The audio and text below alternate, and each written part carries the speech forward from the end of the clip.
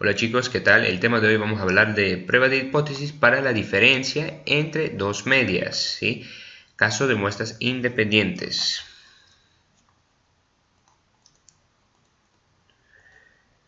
Recuerden que nosotros en este caso vamos a evaluar la hipótesis respecto a las medias poblacionales. Son dos medias poblacionales, ¿sí? Mediante muestras, para ver si son diferentes o no son diferentes. Y como en los casos de la prueba de hipótesis para una muestra, tenemos situaciones donde conocemos la desviación estándar poblacional, ahí usaremos el Z crítico. En caso que no conocemos, en este caso las desviaciones estándar poblacionales, vamos a usar el T crítico. Pero aquí viene la diferencia, que hay casos para varianzas iguales y hay casos para varianzas diferentes. Sí, obviamente en la vida real tenemos que comprobar, tenemos que crear una prueba de hipótesis para las varianzas, para saber si son iguales o no son iguales. Es decir, si vamos a hacer un muestreo en el futuro de un tema que nos interesa, no podemos asumir simplemente que las varianzas son iguales o que no son iguales. Hay que crear una prueba de hipótesis para esto, ¿no? Pero en este caso vamos a suponer que en nuestro ejercicio vamos a suponer si son iguales o no son iguales. Vamos con un ejercicio práctico, ¿no? Aquí está el estadístico de prueba Z. Cuando conocemos las desviaciones estándar poblacionales, sigmas, ¿sí? Sigma 1, sigma 2, ¿sí? Esa formulita no es tan complicada de entender, la verdad. Es simplemente lo que nos indica es que tenemos que restar la media muestral 1 menos la media muestral 2, y de ahí restas la diferencia entre las poblaciones, las medias poblacionales, ¿sí? Le divides entre raíz de la varianza 1 al cuadrado, o sea, es decir, desviación estándar al cuadrado, que es la varianza, ¿sí? De muestra 1 sobre el tamaño de muestra 1 más varianza de muestra 2 sobre tamaño de muestra 2, ¿sí? Y aquí tenemos el error estándar, ¿sí? Ok, vamos con un ejercicio. Un estudio reciente se enfocó en el número de veces que los hombres y las mujeres que viven solos compran comida para llevar en un mes. La información se resume a continuación. Aquí tenemos el estadístico. El estadístico siempre es la muestra, ¿no? Aquí tenemos los hombres y las mujeres. Aquí tenemos la media muestral, es el estadístico. Salió 24.51. La media de las mujeres 22.69, ¿sí? Veces que llevan comida al mes. Aquí nos indica que conocemos la desviación estándar de la población y el tamaño de la muestra, ¿sí? Y la pregunta, con un nivel de significancia de 1%, ¿hay alguna diferencia entre el número medio de veces que los hombres y las mujeres piden comida para llevar en un mes? ¿Cuál es el valor P? Ok, aquí están los datos, ¿sí? Aquí hay una cosa muy importante. Tenemos que calcular la diferencia de las medias muestrales, ¿no? X1 y X2. En este caso vamos a restar 24.51 de la media muestral menos 22.69 de la media muestral de las mujeres. Nos va a dar 1.82, ¿sí? ¿Y qué quiere decir ese 1.82? Ahí viene el asunto. Verán que la hipótesis nula indica que no hay diferencia entre las medias, es decir, la diferencia de 1.82 entre las medias se debe al azar, ¿sí? La hipótesis alternativa indica que las medias son diferentes. Es decir, que queremos comprobar si esa diferencia de las medias muestrales, ¿sí?, se debe al azar o se debe a la casualidad, y en realidad las medias poblacionales, ¿sí?, son iguales. O sea, es decir, si la pregunta es si vamos a coger otro tipo de muestra con las mismas condiciones, vamos a tener el mismo resultado, vamos a tener diferencias de medias muestrales. ¿Sí? Recuerden que la hipótesis nula nos indica que no hay diferencia entre ellas. Es por eso que en este caso de la prueba bilateral, ¿sí? Podemos ver que la hipótesis nula nos indica que la diferencia entre la media poblacional 1 y la media poblacional 2 es igual a 0. ¿Sí? En cambio, la hipótesis alternativa nos indica que la diferencia entre las medias poblacionales μ1 menos μ2 son diferentes a 0. ¿Sí? Y aquí justo queremos comprobar que si esa diferencia de 1.82 se debe al azar o que si existe un patrón aquí.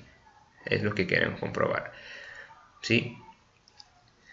A ver, el segundo paso es seleccionar el nivel de significancia. Ya conocemos que alfa es de 1% y nivel de confianza es del 99%. Recuerden que alfa es la probabilidad de que se rechace la hipótesis nula cuando en realidad es verdadera, lo que se conoce como error tipo 1. ¿Sí? O sea, la probabilidad de aquí de cometer error tipo 1 es de 1%. Paso 3 es determinar estadístico de prueba. En este caso se debe usar la distribución normal estándar porque se conoce la desviación estándar poblacional de las muestras. Vamos a calcular los z críticos. Recuerden que aquí se trata de doble cola o prueba bilateral. Estamos aquí. ¿Sí? La zona azul es la zona de rechazo. ¿Sí? Aquí tenemos dos zonas de rechazos, una izquierda y una a la derecha. Recuerden que a la izquierda vamos a tener un z crítico negativo, ¿sí? Porque en el medio tenemos el número 0, ¿sí? Y los números que son a la izquierda de 0 son negativos. En cambio, los números a la derecha son positivos. Y recuerden que en este caso alfa, 1%, se distribuye entre las dos colas. Es decir, 1% lo vamos a dividir entre dos, 0.50% a la izquierda y 0.50% a la derecha. ¿Sí? A ver, para calcular, ya está calculado aquí, vamos a usar Excel y después vamos a usar tabla. Con Excel vamos a igual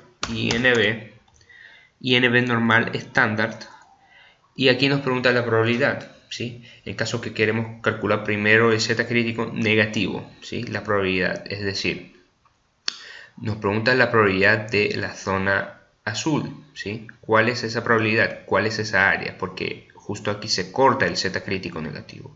Es sencillo, es simplemente 1% nivel de significancia sobre 2. Y obviamente por concepto de simetría tenemos que entender que el z crítico va a ser positivo, ¿no? Porque se trata de distribución normal, ¿sí? Recuerden que aquí estamos asumiendo que los datos se distribuyen de forma normal y por ende existe una simetría.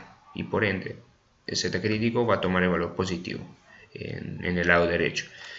Pero para calcular con Excel vamos a INV normal estándar y nos pregunta la probabilidad. En este caso queremos calcular la área de menos infinito que está aquí hasta el z crítico que está aquí. Esta área es ¿qué valor tiene?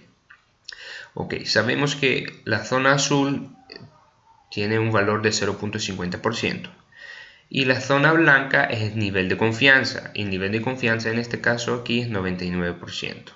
Entonces simplemente sumamos esos valores y nos va a dar que 1% sobre 2 más 99% nos va a dar 2.57. ¿Sí? Recuerden que la regla de decisión es rechazar la hipótesis nula si el estadístico de prueba z no está entre los valores críticos calculados. Es decir, si el valor z crítico que vamos a encontrar con esa formulita no va a estar entre esos dos rangos, vamos a rechazar la hipótesis nula. Vamos a rechazar la hipótesis nula y vamos a decir que efectivamente, o sea, esa diferencia de 1.82 no se debe al azar. O sea, puede que exista un patrón y las medidas poblacionales son diferentes. ¿Sí? El paso 5 ya es calcular el estadístico de prueba z y tomar la decisión si rechazar o no rechazar la hipótesis nula. En este caso el Z crítico, el Z estadístico salió de 1.87, ¿no? Y 1.87 obviamente cae en la zona blanca, ¿no? Aquí tenemos el 2.57, menos 2.57 y a la derecha 2.57. Y como que nos salió un valor menor, 1.87, este valor está en la zona blanca, ¿sí? Ahora, para calcularlo a mano, vamos a ver, vamos a hacer igual. Vamos con la diferencia, ponemos aquí la diferencia, ¿sí? O podemos hacer restar 24 menos 22, ¿sí? Que nos va a dar 1.82 menos 0. ¿Por qué menos 0? Porque la diferencia entre las medias se estima que es 0, o sea, significa que las medias poblacionales son iguales, o sea que no hay diferencia entre ellas, por eso es 0. Para comunidad pueden no ponerlo, ¿sí? Para no confundirse. Y ponemos raíz. Y aquí vamos con la desviación estándar de la primera muestra. Le multiplicamos por 2. O sea, le elevamos en 2. Le dividimos entre 35. Sumamos la desviación estándar de la muestra 2 por elevado en 2 sobre la muestra. A ver si aquí no hay un error. Sí, si no hacen un error debe dar 1.87. Sí, 1.87.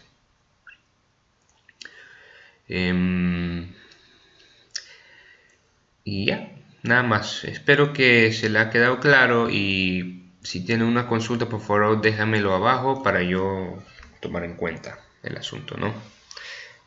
Ok, muchas gracias.